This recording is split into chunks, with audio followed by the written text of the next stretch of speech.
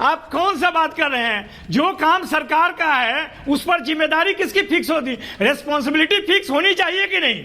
और गृह मंत्री को बताना चाहिए कि नहीं कि ऐसा कौन सा सुरक्षा में की हुआ कि वो सब चीज के साथ वो संसद के अंदर, लोकसभा के अंदर चले गए। सवाल तो सबसे मजबूत ये है, बाकी जो सवाल है वो अपराधी है कि नहीं, वो किस प्रकार के अपराधी है, कैसा अपराध किया है, उसके लिए तो सारा पुलिस और सारा न्यायपालिका लगी हुई है। उस पर हम लोग क्यों यहाँ पर जिरह कर रहे हैं? क्या डिबेट न्याय को लेकर हो, न्यायिक प्रक्रिया को लेकर, जो महाभारत कराने हैं उसमें ये है कि सरकार विफल है सुरक्षा प्रदान। अब मैं जवाब दूं सुचरिता जी, काफी देर से इंतजार में हूं। ठीक है, जवाब दे दीजिए। सिद्धार्थ जी वो कह रहे हैं कि दोनों के साथ जो जिस तरह का रवैया आप लोग अपनाएंगे उसमें अंतर होना चाहिए। अगर वो बेरोजगारी की वजह से इस तरह से कदम उठाने के लिए मजबूर हुए हैं तो आपका रवैया अलग होना चाहिए।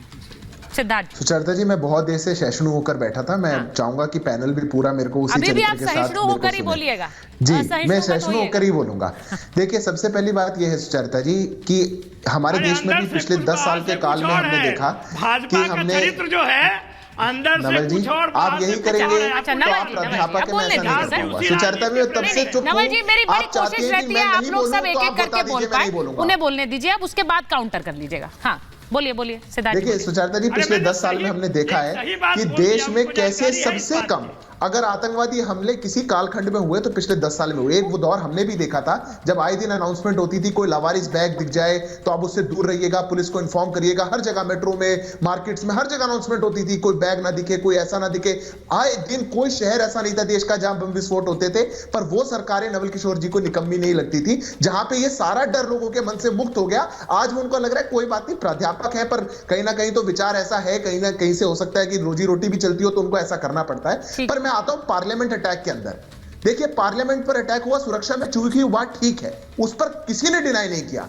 पर इसको बहाना बना करके अगर लोकतंत्र के मंदिर को हाईजैक करने का और विरोध के नाम पर गुंडागर्दी का प्रयास अगर विपक्ष करेगी तो यह देश सवाल पूछता है। उस मंदिर में देश के गरीब, शोषित, वंचित, पिछड़े के लिए कानून बनाए जाते हैं, वहां पे हमारी भलाई के लिए बहस हो रही है और उसको अगर हर बार बहाना बनाकर, हर सेशन में बहाना बनाकर विपक्ष चाहेगा कि मैं हाईजैक कर लूं तो यह देश के साथ एक धोखा है। और इसलिए देश बार बार उनसे सवाल पूछता है कि आप ऐसा काम मत करिए। और ये कैसे डबल स्टैंडर्ड्स हैं? मणिपुर पर घटना हुई थी तो गृह मंत्री, मणिपुर हमारे देश का हिस्सा नहीं है, गृह मंत्री जवाब नहीं देंगे, अब प्रधानमंत्री देंगे। आज संसद के अंदर हुई, हमारे सभापति उसके कस्टोडियन है तो लोकसभा स्पीकर जवाब नहीं देंगे, अब गृह मंत्री देंगे।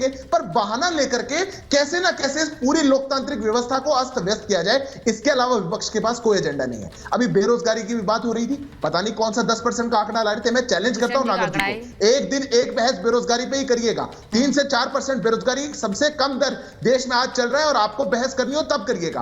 पर मैं सुचरिता जी 10 सेकंड में एक बड़ी बात बोलता हूं। ठीक है, ये जो लोग इनके साथ आज खड़े हैं, ये वही लोग हैं जो कश्मीर में बंदूक उठाने वालों को भी जस्टिफाई करते थे। इस प्रकार का विचार हमारे देश में नहीं चल सकता। ये वही लोग हैं जो कहते थे कश्मीरियों के साथ भी ऐसा हुआ इसलिए उन्होंने बंदूकें उठा ली। अरे कश्मीरी पंडितों ने कभी बंदूकें उठाई थी क्या?